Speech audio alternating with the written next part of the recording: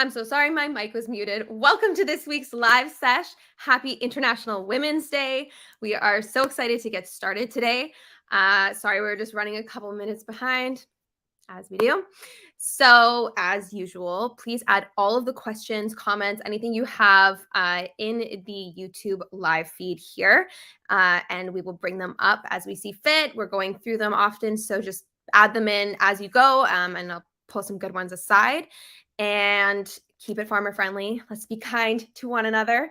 And I will bring up Luke here in just 1 second. He was here and then he just disappeared. His power went out. Okay. All right. You know, apparently it's one of those days. Oh my goodness. Okay. Well, in the meantime, you guys, okay. Things happen. All right. So in the meantime, let's just chat about yesterday's release. So that was so much fun. I had so much fun, and it's really fun seeing you guys slowly discover different pieces of the release and of the quest. So as you guys, if you've been following us for a while now, you know that we just love to do themed events. I love to do themed events. And so a few weeks ago, I actually just sent like a screenshot of Googled when is St. Patty's Day. And I took a screenshot and I sent it to Tyler, who is our head of ops, basically the man that keeps us running. And I said, what are we doing? And then he and I just started going, and we, talked to the development team, the design team, what is possible. And so with each new quest, we end up building new tech, which is also really exciting, right? So with this one in particular, we created a new crop, which is always a blast. And I actually had a little bit involvement in creating that artwork. So that was extra fun for me. And then our developers worked on creating the new tech, which involves, this random growth of a 4-leaf clover, right? So there's always like really fun little things that are coming along the way. It looks like Luke's power has been restored. So I'll end my little rant about the little release we had yesterday and how much fun I honestly personally had just being involved in it and having so much fun with all of you in the community as you discovered the little pots of gold in places. Anyways, let's bring up Luke and he can do his regular spiel about where we're at, what's coming, and then we can move on to the AMA section. All right. Hey guys. Hey Luke. Sorry about that. It wasn't my fault. But yeah, no, really glad to be here today. Died. I'm not even in a Tahoe anymore, which is super annoying. Like Tahoe power going out, that's like a normal part of living in the snow. But here it's Los Angeles and American infrastructure. It's crumbling. What can I say? But yeah, no, super happy to be here. That release yesterday was super fun. Congrats to the team on that. And yeah, no, that was kind of funny because it was one of those things where I think a developer probably spent like an hour or two working on that kind of content because we've been so focused on the stuff that's about to release in the next couple of weeks. And yeah, really great fun update. So excited about that. But yeah, let's just get to the chase. Like the next update at Pixels is when, we've been saying things are going to start moving. That's when things are going to start moving. I'm super excited about it. We have, a few things that you guys might have seen leaks around with New Cyber. We have a release date on that. That's been coming out within the next 2 weeks.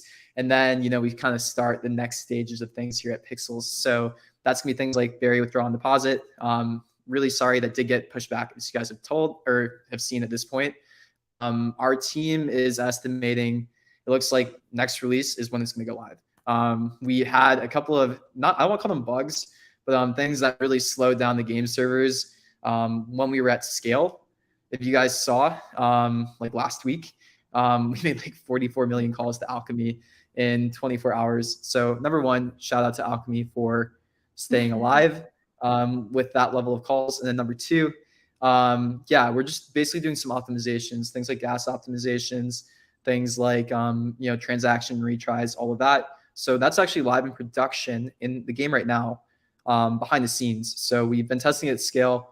Once we're pretty confident at, the 2-week mark being in production, that it's ready to go, we're going to open up to all of you guys. And, what's actually cool is, specific people actually have access to withdraw and deposit in game right now, just team members essentially, so we can test in production.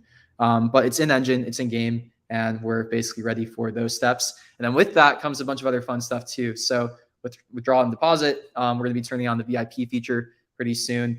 As you guys might remember, we announced that we took a snapshot of a bunch of players when we tweeted that warning a month ago, I think now, saying, hey, you guys should probably do these quests. So we're going to be airdropping VIP to all of those users as well who participated in that snapshot. And there might be another little surprise with that snapshot as well too. So yeah, expect a lot with that. And then as we get VIP and as we get Bury, Withdraw, and Deposit open, then we come on to the next side of things too. So we have a few things that we're working on with the Pixel token. Those have been in production and actually getting written out now. So we're gonna have a few really interesting Pixel use cases when we release Pixel as well. So again, we wanted to get Bury, Withdraw, and Deposit seamless. We wanted to make sure that we had the economics of it right too. So that was getting VIP ready. That's all ready to go. And now we're kind of moving on to the next stage of things. So it's gonna be super fast moving. We have one game that's shipping, New Cyber. We have something else like New Cyber shipping pretty shortly after that. We have a really cool collab with that that's coming that we don't want to really spoil yet. And then we're looking for other collabs like that as well too. So expect some more interactive experiences that collab with other Web3 projects, or not even just Web3 IP, but Web2 IP coming up as well. One thing that we've been trying to do at Pixels is, one, we want to scale beyond just this game experience that we're offering. Two, we want to scale beyond this experience that we're offering. So we want to start to think about how we can actually enable other experiences to be made in Pixels, how we can remove ourselves as the blocker here at Pixels when it comes to creating content, when it comes to creating mechanics. So we love partnering with these other games.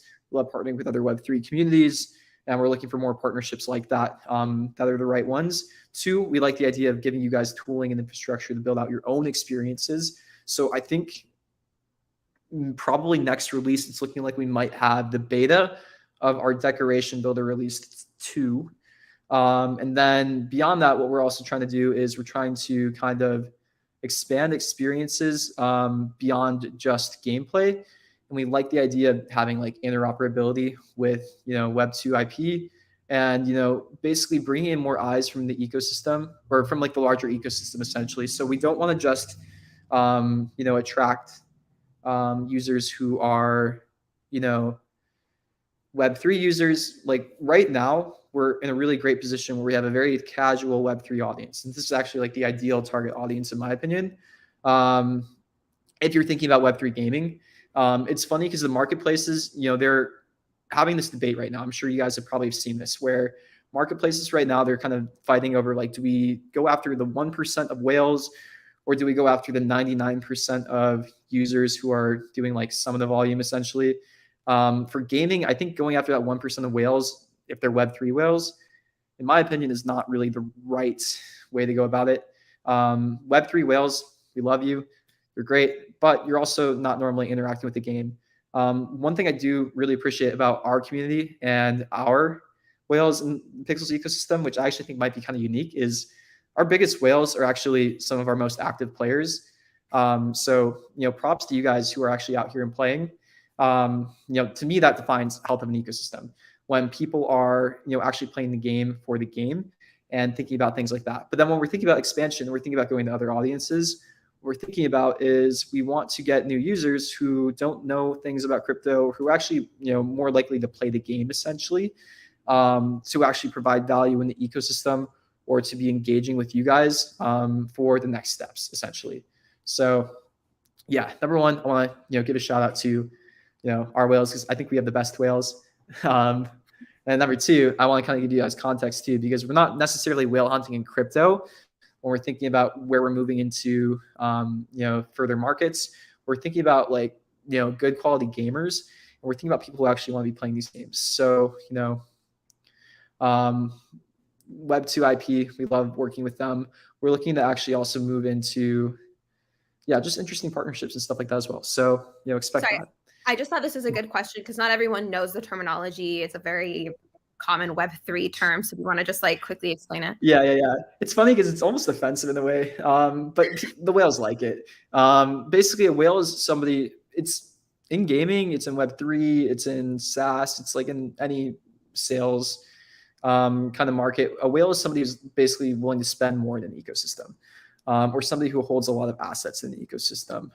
So for us, that's people who own a lot of land, who have put a lot of their time and energy, and also some of their like financial backing into the NFT as well. So in pixels, that's what a whale is. And then when you're thinking about whales and things like a marketplace, there's several actors or several like actual people who are kind of well known on NFT Twitter that are whales in places like Blur or places like OpenSea. Basically, if you look at the stats on Blur right now, you're seeing that I think like 50% of volume is from 8 traders or something like that. It's kind of crazy, and those are whales. So yeah, there's this debate going on in Web3 right now. Like, who are we building for?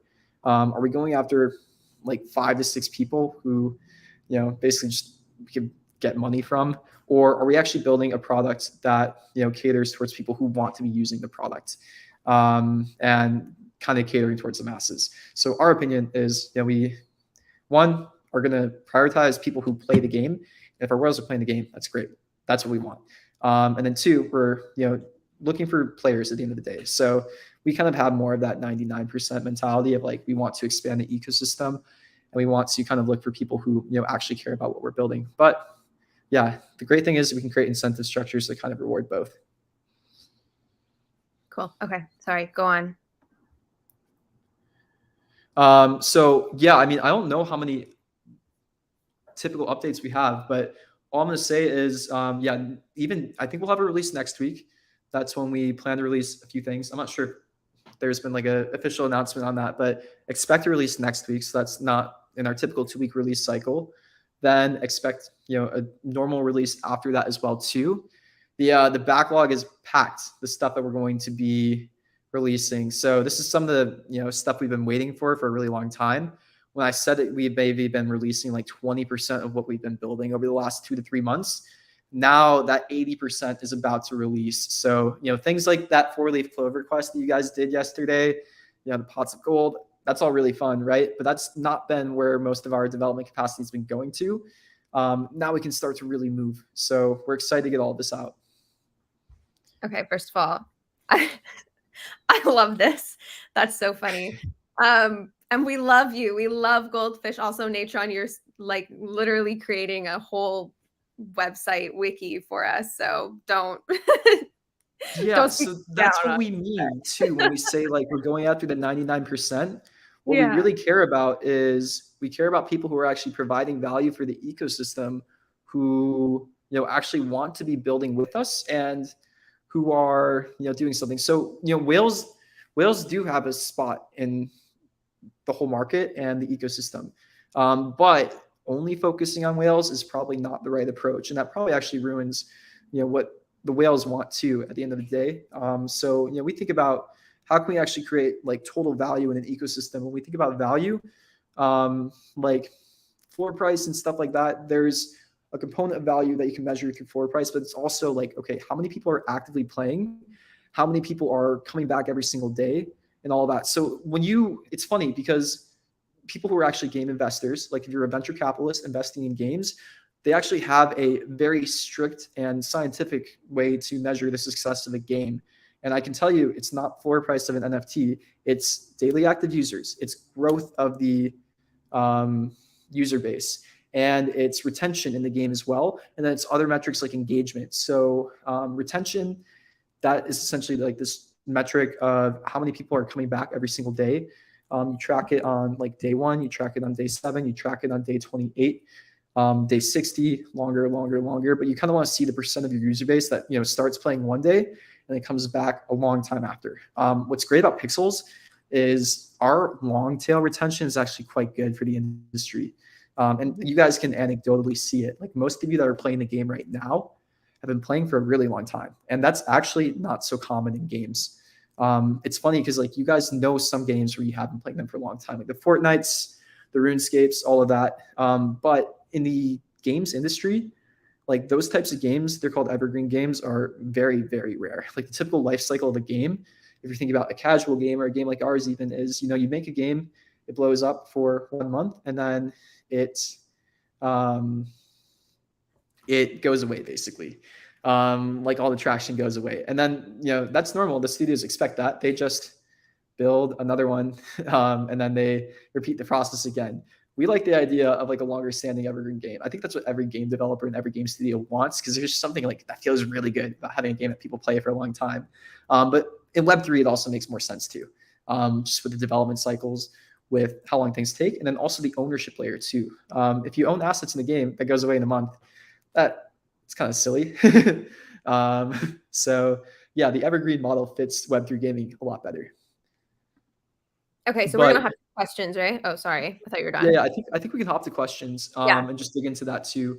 cool. And if we forgot to update something, maybe a question will remind me, and I'll fill you guys in. Yeah. Okay, cool. So add all your questions in the YouTube live feed. I see a lot of you guys are already doing it, but if you have any, just throw them in there because that's how we can bring them up. So let's just hop right into it. Someone asked for more storage space. So we gave this to you a while back. Actually, you can craft your own storage box on the woodworking bench. So go head over to a woodworking bench on either, that's like a tongue twister, on either a farm, or there's the one in Tervilla Northeast. And is it Northeast? It's Northeast, right? No, Southeast. Southwest, right? I get really bad with East and West. Me If I'm too. I mixed them up. We're not good. Oh my god. Okay, I think it's Southeast. Anyways, find a woodworking bench and you can craft your own storage box. Okay. Let's see. Are you guys planning to add more clothes, accessories to our avatar? Web3 gamers love customized. So first of all, I'll start with, you might see some weird characters running around. Those are actually integrated NFT PFP collections. So if you own one of our integrated collections, you can kind of already do this customization of your avatar, as in you're walking around as a NFT. As for upgrading the Pixels avatar, Luke, do we have any plans on that at the moment? Yes, we talked about this a lot. It's interesting, right? Because if we update our avatars, we're kind of competing with every other NFT collection out there. So what's great about the interoperability that we do is there's actually a lot of really cute NFTs out there that aren't so expensive. Like I think a Pixel Beast is like $5 plus gas now. I think honestly, Subway Rats, I'm a huge fan. I think I'm a Subway Rat maxi now. I never thought I would be. But the pizza on top of the rat with the little burger.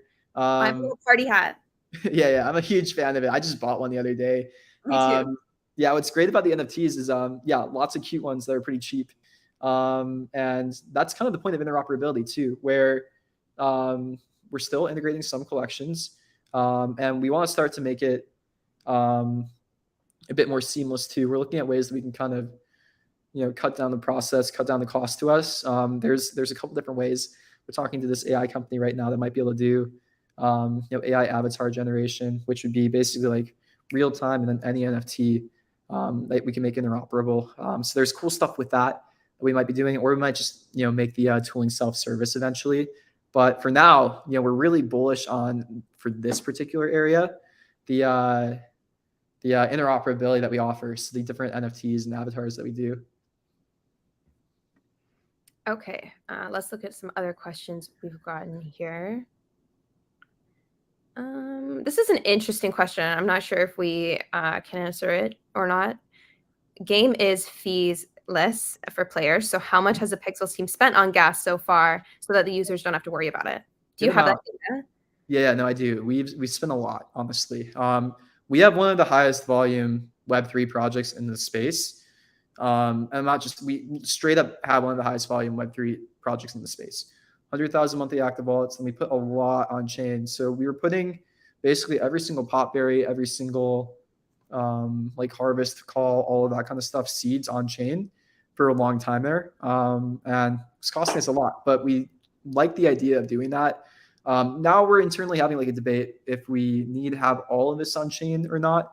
How our tech stack works, I think we've dug into it a little bit, but we do like basically a lazy push to the blockchain. So you'll do actions in pixels, like you'll be harvesting, you'll be planting seeds and things like that. And then we keep that off chain for a little bit. And then we basically kind of push it to the blockchain later. It's kind of like a roll up, but our own version of it. Roll ups act very, very similar to that.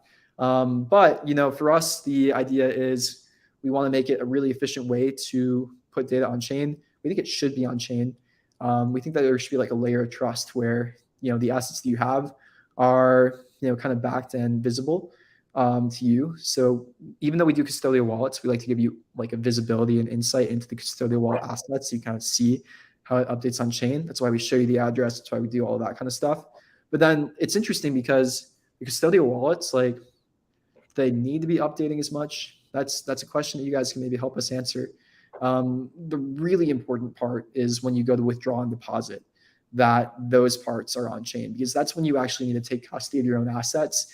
And that's when we need to make sure that, they're actually on the blockchain, right? So we're kind of experimenting with how we update to the chain, how many updates we want to do, if we want to do these things automatically, or if we just want to do them on withdraw and deposit. So it's like, yeah, it's all dependent on how much you guys trust and then how much visibility you guys want to see in custodial wallets. But yeah, we've spent a lot of money on gas.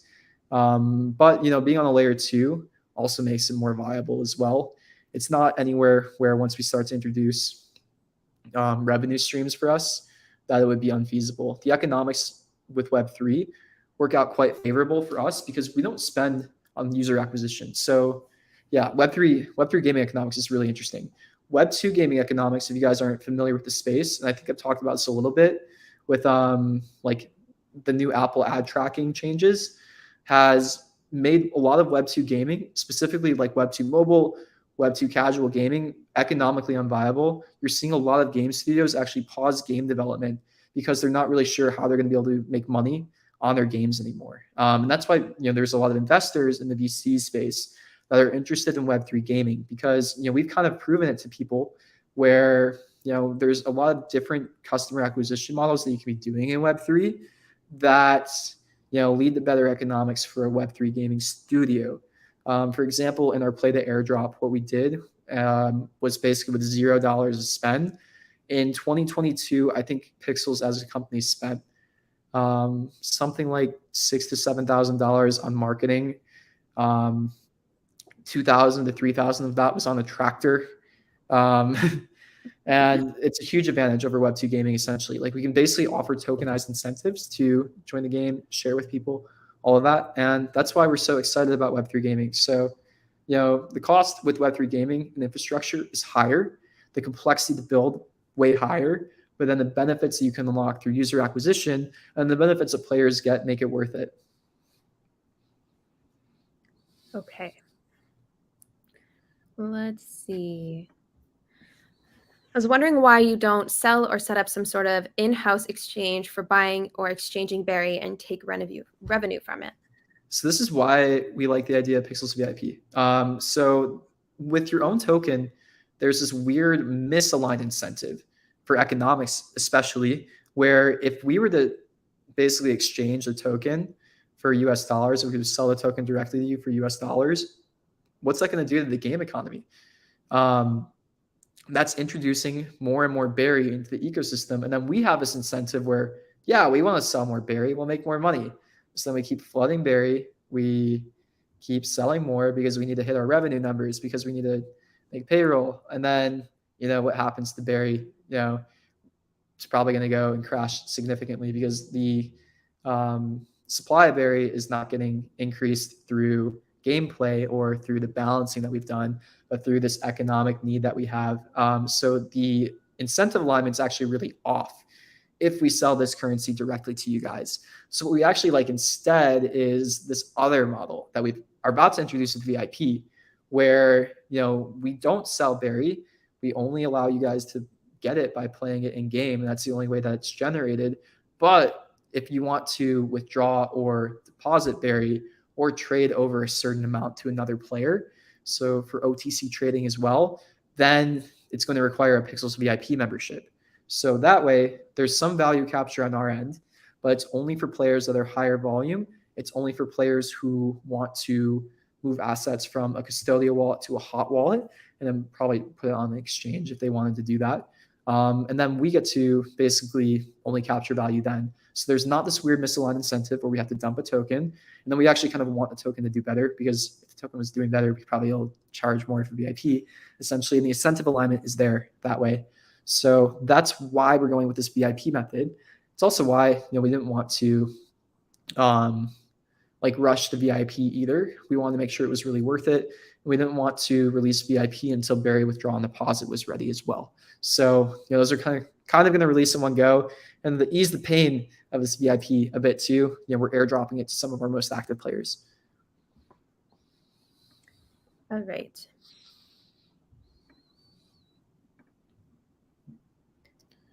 Okay. Do you plan to add activities that require team play, something like dungeons? Yeah, we like the idea of collaboration. So on the roadmap right now, like being completely transparent, our focus is on getting a few more game experiences launched. Our focus is on user-generated content, UGC. So essentially like in-game ways for you guys to make new experiences that we might not have thought of. And then it's also on pets. So pets, I love the idea of it being collaborative. All the mechanics that we're working on that are going to release in the next 2 months are still kind of in the single player route that require trading. But yes, I really, really want the idea of more collaboration needed.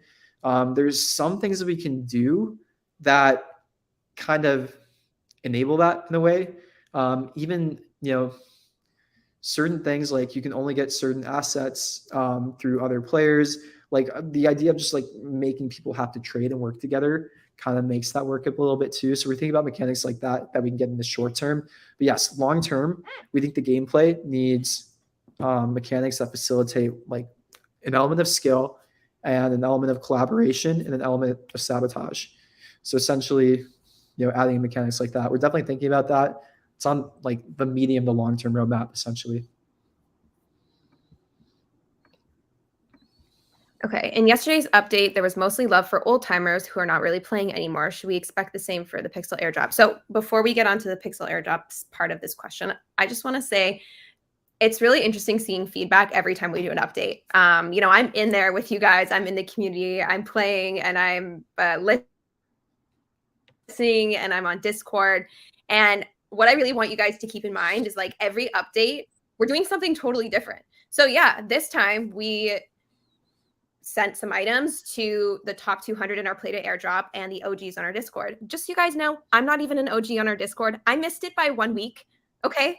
It was like a year and a half ago, but we made a promise and we wanted to keep it, even if it's a year and a half later. Okay. And so that's what we did. And, the airdrop before, sorry, not the airdrop, the update before this, we released some items that are crops that you can only plant on water and space lands because those ones are slightly more rare and we wanted to play to that. And then what was it before that? Landowners now have an extra slot of storage and an extra line in their backpack, right? So there's always going to be different updates coming out that work for different groups of people. And we try to please the masses and we're trying to make it change here and there. But anyways, that's just what I wanted to say and remind you all of. Yeah, it's funny. Every single update, we have like the different user persona being like, what about us? What about us? What about us? Yeah. We're getting to all of you guys. I feel like that's basically what I was saying. It's kind of funny. Every time there's a group that's like not happy and a group that's happy, and just be patient. The next update might be the best thing ever for you. Yeah, I mean, do you remember we're here with you guys literally every week. We're in the Discord all the time. We're listening. It's not like we're not like a Riot Games. We're not like a really big AAA studio that has like many layers between like the people who make decisions and the people who are doing support. Like we're here with you guys. Like we're listening. Mm-hmm. Okay, did you want to pull up that question? Oh yeah, I pulled it up too quick, but yeah, we can go over this. I don't know if I do want to leak this actually. We're going to introduce a new skill. This is all I'll say. We're really close to introducing a new skill in collaboration with another team that's going to allow you to move faster. Yeah, I'm pretty excited about that one. That we're just waiting on that team to hand off like this one little piece. But there's gonna be something fun with that. That's some alpha. Okay. Can we buy Pixel with Barry? So the great thing about these currencies being cryptocurrencies is, you can swap. So they're both ERC20s. You can swap them outside of the ecosystem. We're not gonna offer that one-to-one because the supply of Pixel, again, it's going to be very predictable It's going to be very constant. It's going to be different than how Berry is generated. So again, with Berry, one player, every single player coming in, basically adds to like the daily supply of pixel being generated increasing, because I'm a player, I can earn like 1,200 Berry by doing my farming. If I have a friend come in, that's 1,200 more Berry being created each day, essentially by each player. But with Pixel, that's not how it works. In Pixel, there's going to be like 1,000 Pixel being created each day, and it's going to be distributed among all the people who complete the task that they need to complete to get it. So the increase in supply is very different, essentially, and it needs to be really controlled. So we're not just essentially generating pixel willy-nilly.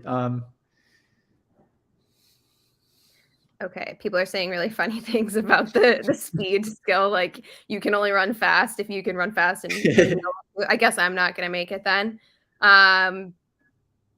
You need 15,000 daily steps to move 3 times the speed. I mean, I kind of like that. Like, I don't know how you would track it, but get people moving. Maybe we can. Non-pixelated grass. Okay. All right. Let's hop back to the questions. Let's see here. Can we chat about this at all? What's our plan to release Berry on Dex? Yeah, we're in conversations with Dexers now. That's what we'll say. Withdraw on deposit, looking like we're going to open it up in 2 weeks. Cool. Okay. Oh, someone just asked a good question. Are you planning the pets category for us to develop and train our pet to compete for rewards? Yeah. Yeah, no, there's a whole aspect of training. And there's gonna be like a pre-industry too. So you're gonna see some fun stuff. Oh yeah, I don't even know if you know this one, Heidi. Our developer built out this thing that I thought was gonna take him like, another couple of weeks to do. I had no idea that we're gonna be ready for it this soon, but we have another thing coming in like the next 2 weeks around this kind of stuff. I'm gonna go find out. And also, that sounds about right, because one of our developers in particular is a genius that just does things, and we think they're going to take weeks or be impossible, and then the next day it's like, oh, it's done. Yeah, we're not saying which developer either.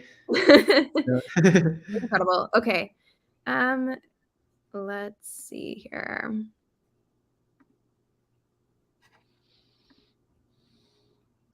Do you want to talk a little bit about like the Pixel release, or as much as we can share with that at the moment? Yeah, again, so you guys want this to be done right. Some of the development's been a bit slower than we wanted to. We gave our best guess of when we were going to be able to release it, but then things came up, and there's actually pivots and adjustments we made. So it's not just things coming up. It's actually like clear issues that we saw with our initial tokenomics that we wanted to adjust from. This team moves and builds and ships really quickly. And, it's great because we actually are able to change our direction if we see something that we have planned isn't going to work.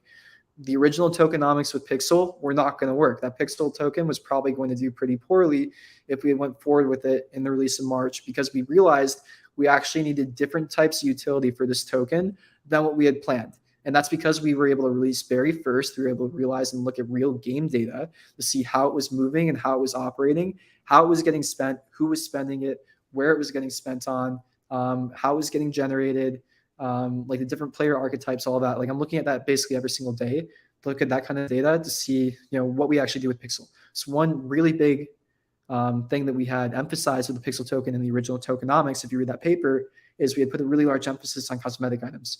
We said, hey, Pixel is going to be used for premium cosmetics. And there are players who are paying, a good amount for some of the cosmetics that we released with Berry, but it's a small percent of your users. It's like 1 to 2% of our users.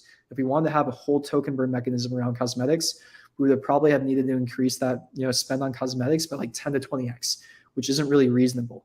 Like, we could probably do 20 to 30%, increase on cosmetic spends if we were to really put time and energy into it. But yeah, we had to basically adjust and change our tokenomics. Now what we're thinking about with the tokenomics Pixel is we're thinking about much more concrete burn mechanisms that we know that people are willing to pay for and that we know provide actual value. And we're also experimenting with like a couple different things as well too. So User generated content's huge. We had a previous business. We had people paying a lot of money for, a lot of these virtual events and virtual spaces, and basically UGC. So we know that's going to be a really consistent and easy token sync. That's something that we probably could just charge US dollars for, but instead, to provide value in this ecosystem, we want to provide it with Pixel. We think of Pixel more as like a protocol, where it's actually this really interesting tool that we can use to create a better Web3 gaming ecosystem. We can use it to help people build games and also incentivize, building out better games too. So we can have Pixel be a sync into UGC, building out new maps, new areas, new game mechanics, new items, and new things for our users to do. And then what we can also do with Pixel, which is really cool, is on the generation side of things, we can actually create incentive structures for people who are making good UGC content to continue to do so. So one thing that we're thinking about when we are thinking about Pixel creation is we had actually just talked about this. What is a good game, and how is it measured? A good game is measured through retention, through growth of its users, and through engagement. How often are these users playing the game? Are they playing on a daily basis, a weekly basis, a monthly basis? What's cool about the Pixel token is we can actually straight up reward that. We see games that are built on our platform like New Cyber who are growing or who have a larger user base or who have a like really good retention rate, like a very strong community. What we can do is we can actually give them Pixel grants to build out more content and bring more users to the platform. So there's cool aligned incentives there that we've learned from watching the release of Barry. And if this is something that you're like hearing and you just don't care, and you're just like one airdrop, then I'm really sorry. Like I don't like we're doing it. This team has been working. We've been shipping and releasing. And again, if you're going to tell us that you don't care, like I don't care if we're late, if that doesn't matter to you. I'm sorry.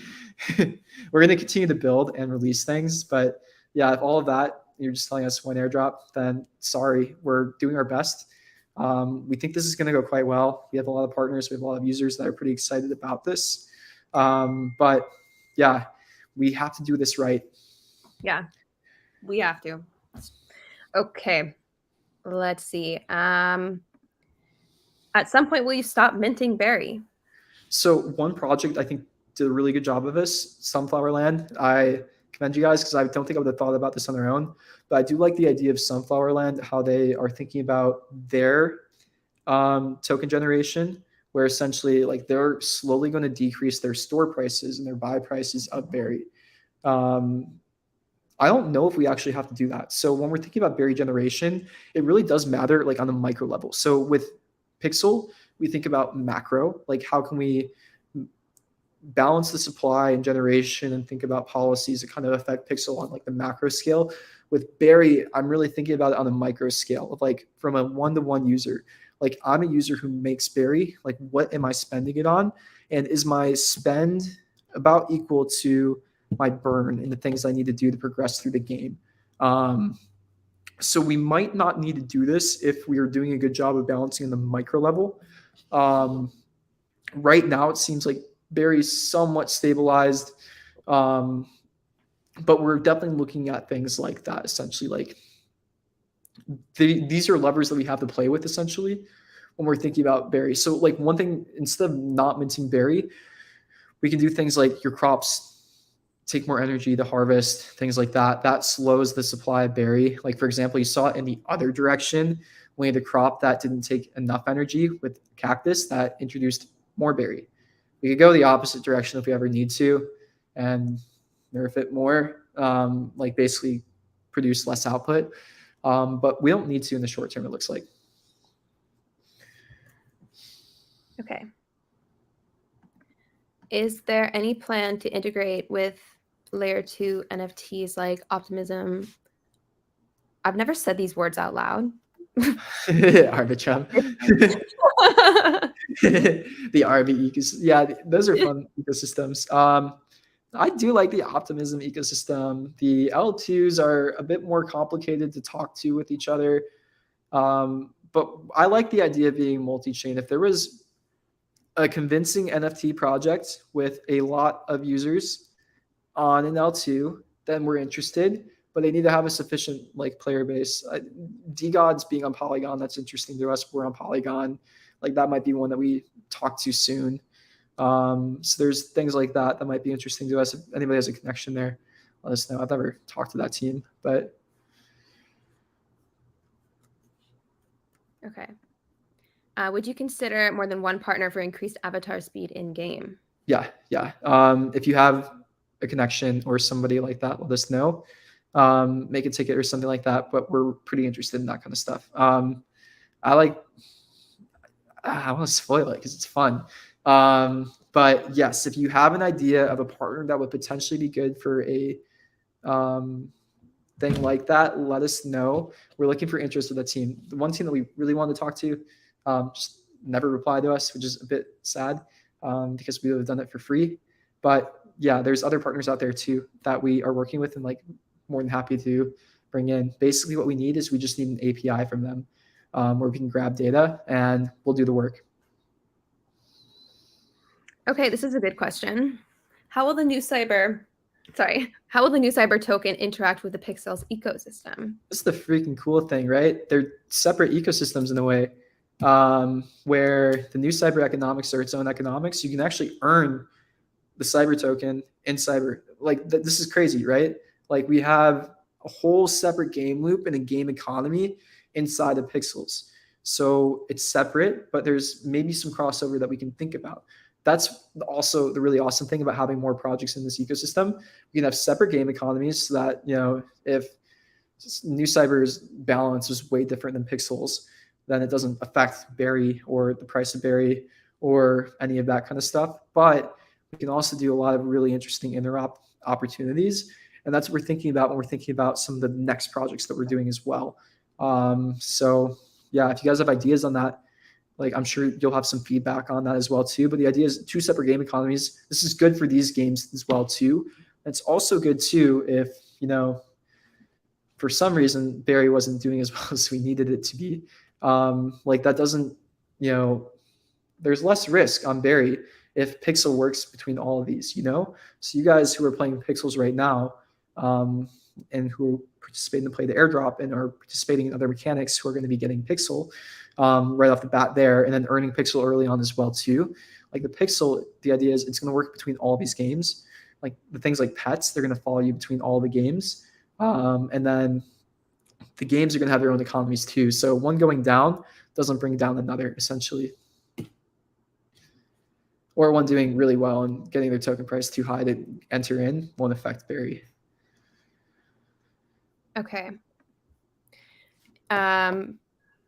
In-game marketplace. Yeah, it's in our preview environments now. That's getting done and tested. Should be hopefully in the next release. Oh, that's okay. Well, No that's promise. No promises. No promise. That's what I'm saying. There's so much we've been working on. Working on it. Yeah, that's like it's developed. It's getting tested now. Okay, let's see here. Will our pets have outfits? They're going to have a lot of different traits, so no two will be the same.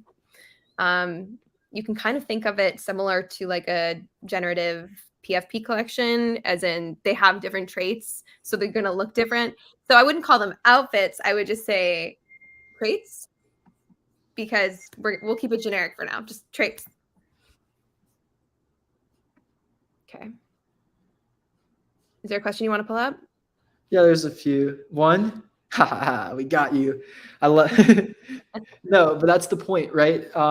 Like, if you, I feel bad for the people that wasted time doing the airdrop and weren't having fun, because we made it really clear. Like, if you are having fun and you like what we're building, like that's the win-win scenario, right? You're still going to. Like, I don't know, people that didn't have fun, they're still going to get the token, but it would have been way more cool if they actually liked the game. So, you're the one that's actually winning in all of this, right? Like you had fun and you're going to be rewarded through these, token incentives that we're giving out. So I want to just say props to you. You get it. And the idea is we want to make the game more and more fun. So keep showing up and giving us more feedback, and we'll build out stuff if you have good ideas. Yeah. Okay. What is the benefit of VIP? Yeah, so we wanted to attach like a couple of in-game benefits beyond just the ability to withdraw and deposit and trade the token as well. So the main value prop, if you don't care about any of the gameplay, is that you're going to be able to move your tokens from your custodial wallet to your hot wallet. And you're going to need VIP to be able to do that. This puts an economic barrier on botting. And also it's how we can capture value without having to dump a token on you guys. So there's aligned benefits there. You can kind of think about it as like RuneScape membership or something like that. VIP is not intended to be super expensive.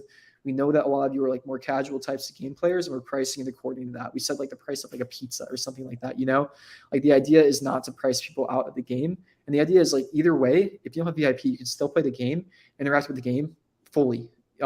Essentially VIP is how you interact with like the blockchain part of the game and the Web3 part of the game. So you can still play for free, still participate in the game without it. And then VIP is how you do that kind of fun stuff. But then VIP, we also want to make it so that was a bit more than that too. We wanted to attach some benefits. So we also did things like increasing the amount of bookmarks that you're going to have access to. Did we do increasing inventory? I think yes. And then we want to do some other things as well. And then VIP. Yeah, so we're thinking about that kind of stuff. And then also thinking about it in terms of like access to certain things as well too. So farmland owners are going to get all the benefits of VIP by default. But then we're also probably going to have certain things that are only available to VIP members or farmland owners as well too. And then we also kind of think about it when we're thinking about, this ecosystem is going to get bigger. VIP will, I really think that we can probably frame VIP in a way that other ecosystems kind of know that you guys are good users. And I think there's something that we can do with like benefits from external companies too. What people are starting to realize is, Pixels actually has like a very engaged user base.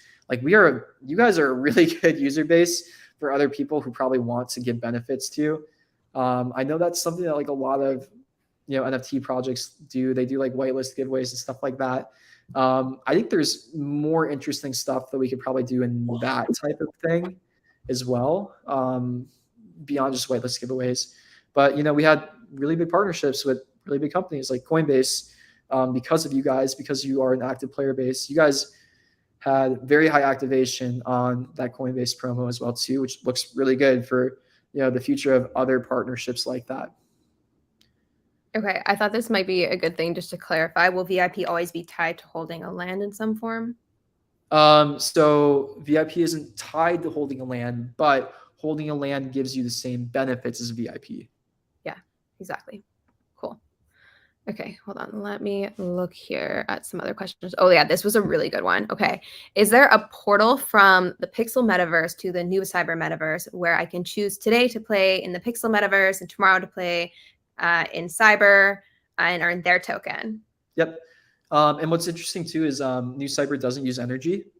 It has like a different mechanic that kind of slows down that kind of stuff. The energy one was tricky where it's like the energy is very tied to berry, and that was going to make the game balance really interesting, having to make you guys make choices between berry and cyber. So we just decided to avoid that problem and have the cyber, like the new cyber game loop, not use energy. So I mean, you could play them in the same day if you wanted to. You can play one like right after another. They're two different games. They're going to feel somewhat similar, but honestly, the new cyber loop is pretty different, which is cool. We were able to change things in a way that feels not quite the same at all. And it has this one really addicting mechanic. I don't we'll see how it works. I actually find it's so contrasting. There's like a little area in New Cyber that takes you back to Pixels, and that little area is kind of Pixels themed, and it just, yeah, they're so different. They're so different. It's quite incredible what our artists have been able to pull off. I'm blown away. Have you done the box opening New Cyber? No. Yeah, it's like the first part that you do in it. It's like, oh no, I don't think it was working when I tested it. I think I need to go back. No, it's crazy. It's like, I don't want to spoil it too much, but it's like you essentially like open these boxes and you get like a random thing you get pops out of these boxes every time, and it's just like, yeah, I just want to open boxes all the time. Like, what am I gonna get? Yeah, no, when I tested it, Tyler just sent me the things because he wanted me to test something else. So yeah. Okay, cool. Let's look at questions here. Are pets free? No, they won't be free. But we're debating a few different things essentially. Um, there is the potential that we do. I would love your guys' feedback on this. Um, I am kind of leaning towards an open edition model for like Gen Zero pets, where we keep them really low cost, have like a certain time that they're open to be able to mint on an L2 potentially even to keep the cost down and do it that way. And then eventually, what we're going to do is add a breeding mechanic after that. But I think a Gen Zero open edition could be kind of interesting. That's not confirmed. It's not alpha. I literally am saying this right now because I want you guys' feedback on this. Again, we build very community oriented. So, I would love to hear you guys' thoughts on this kind of stuff. But yeah, pets, we want to introduce a breeding mechanic after we do like the initial Gen Zero. We're kind of still deciding how we want to mint it. If we want to do it with Pixel, if you want to just do it with ETH, if we want to do it with Matic, if we want to do it in game, like in engine, that's an option too. We can do it by credit card on the L2. Like there's a lot of different options. So if you guys have strong opinions, please let us know. Or if you guys have weak opinions too, let us know. Like, it doesn't matter to me. Yeah, but we're still kind of up in the air about that. We've been focusing more on how pets actually work, how they operate, and the game design behind it. To us, that's what really matters. Um, so yeah, give us feedback. We're pretty flexible, but yeah, the intention's like we want you guys to have them. We don't want them to be like super. We want them to be worth it. We want them to be really cool. We want them to be unique, and we want them to have a ton of value in game. And we want to reward the people who get them earlier as well. We like that idea, like the Web3 ethos. But yeah, we don't want to also make them like super inaccessible because we think this opens up a lot of gameplay. Okay. Can we currently access New Cyber? So remember when we said we've got a lot of updates coming in the next few weeks? Like we're updating more often than we usually would? Okay, that's all I'm going to say. Okay, lots of comments here about pets. So make the mint mechanism in game. Yeah, so that's one option. We can make it gasless if we do it in game too, which is interesting, right? So we're pretty open to that idea. That might probably be the best way to go about it, where we make it gasless, we mint it to. So what we don't want the pets to live in is we actually probably don't want the pets to live in the custodial wallets. I think we do want it in your normal hot wallet. So we can do something like a gasless mint that just mints it directly to your hot wallet. Our tech is basically as close to being ready to do that part. We get it in the custodial wallet, so we can do it tomorrow. But we think it probably makes the most sense to live in a hot wallet for these particular ones. Like we probably do expect secondary trading on pets in a different way than we expect like secondary trading on scarets or secondary trading on other things like that. So we want to make it easy to put on a marketplace or something like that. Okay, yeah, and then pets will be available with Pixel. So not confirmed because it depends on the timeline of Pixel essentially and how we're able to release that. I like the idea of this, and this is what I've been pushing for. I will say, I think it makes sense just from like buy pressure perspective on Pixel, but it depends on timelines. So we'll let you guys know on this. But this is my preference. I will say. Otherwise, we'll make them relatively low cost and accessible. Okay, so someone said this earlier. Extend the benefits of VIP to other ecosystems. Yeah, so exactly. So the idea behind VIP too is this is actually a huge problem with a lot of Web3 gaming. It's not just us. Like, in fact, we're doing a better job at it. I will say, like, I can confidently say we're doing a better job at bot detection and prevention and removal than most other Web3 projects in the space. So some Web3 projects have or there's some Web3 projects that are focused on solving this issue, but I personally think the solution is it's really unclear right now. It's funny, Gabe Layden from DigiDaiku and Limit Break, all of that. I'm actually really vibing and like liking his opinions on the space. I would follow his Twitter if I were you guys. Yeah, Gabe really knows what he's doing. He's kind of in the same opinion of us, where we really think that botting and AI in gaming in general is only going to get worse. You guys are seeing all the new AI advancements in the last year. It's actually crazy. It's going to be basically impossible to distinguish between AI players and real players in the short to medium term, at least through like very competitive gameplay or gameplay where there's really high stakes around it. So yeah, the issue there is then like how does this affect Web3 gaming? So some people have decided to go really hard into decentralized identities. Um, like if you guys have seen WorldCoin, like that's an interesting solution to it, where essentially like you scan your eyeball, and then it's a proof of personhood. You can only do it once. They hash it, so you can't scan twice. And they're building out like this whole tech stack to essentially like verify that you're a one-to-one person on the blockchain. And then there's other ideas, or there's other areas that are doing something like way less crazy, like they scan an ID and then they give you a decentralized identity. It's essentially KYC either way.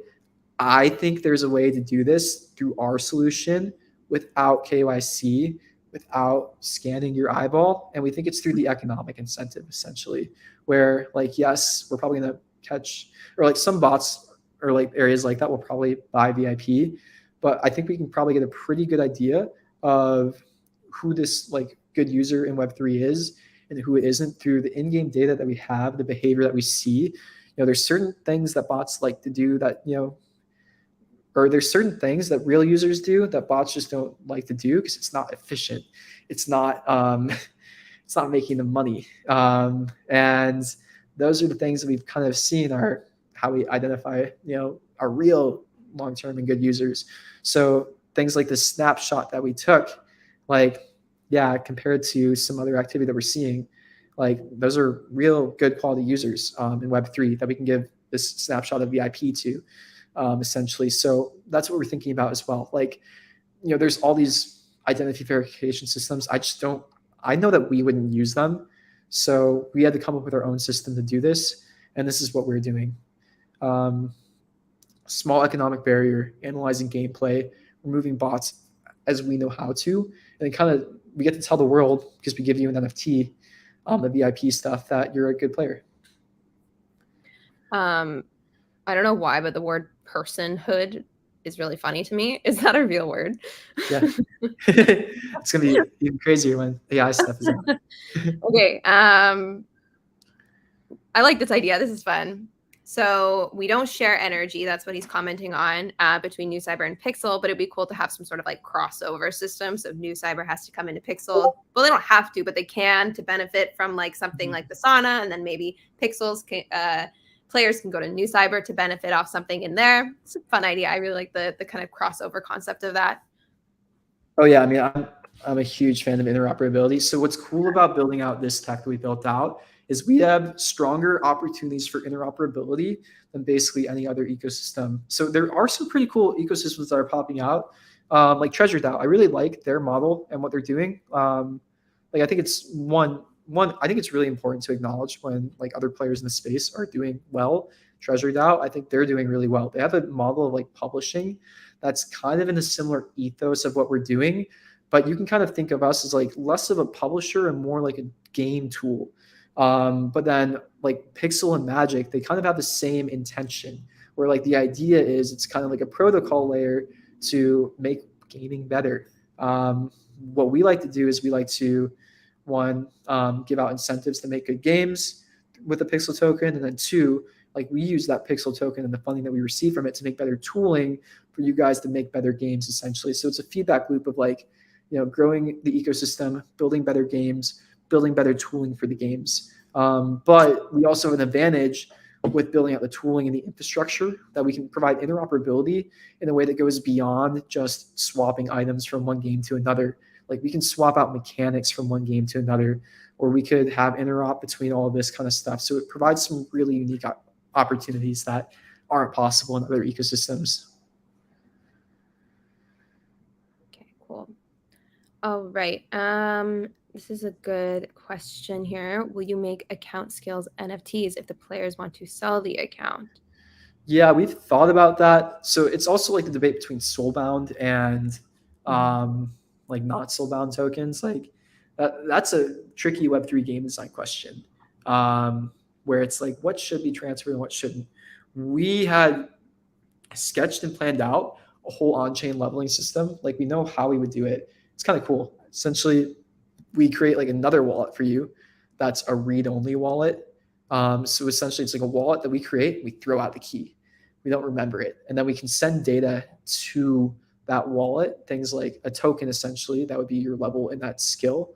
And then we send it a pointer token to. So what we would do is we would send you another NFT from us that points back to your address.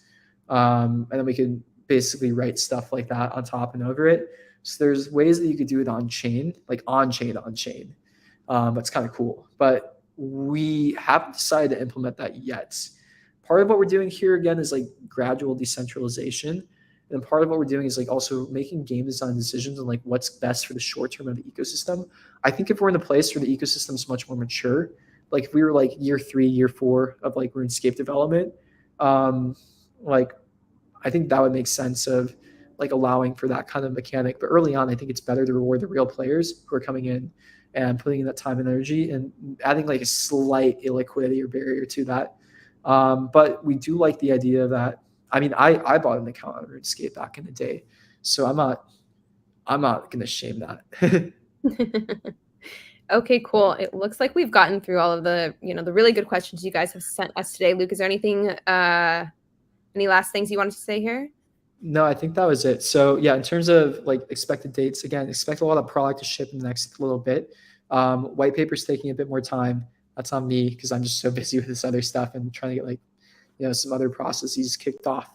Yeah, and I'm curious how much I'm curious how much we should share in the meantime. We have like another white paper that we're kind of drafting up. It's more like a memo that's going to go out specifically to investors. That might be something I'm okay with sending out to all of you, and putting that out in the public. I'm not completely against it, or maybe even putting like an abridged version of that as well too. So yeah, that's coming. I want to apologize for that taking longer, but again, like we're just making so many adjustments and we're learning so much where like I kind of view long term in the white paper anyways being living and changing, because I think it's important to adjust and iterate, and that kind of is our thesis here at Pixels. Like we observe, we learn, and then we change things, and that's also the case with our white paper where we're iterating it just as much as we are the product. So that's why we haven't released it. It just changes all the time. Okay, 2 things I'm going to end you guys off with. First of all, pots of gold. Figure it out. Just go figure it out. Wait, figure it out. Cool. Have they thought about getting good at the game? Maybe. Oh, that's really good advice. Yeah. And the second one, once again, happy International Women's Day. Women in Web3. It's hard. We're so happy you're here with us. I am so happy you're here with us. So thank you for wishing me this, and right back at you and every single female identifying person in our community. And with that, we will talk to you guys later and see you next week. Bye. Thanks, guys.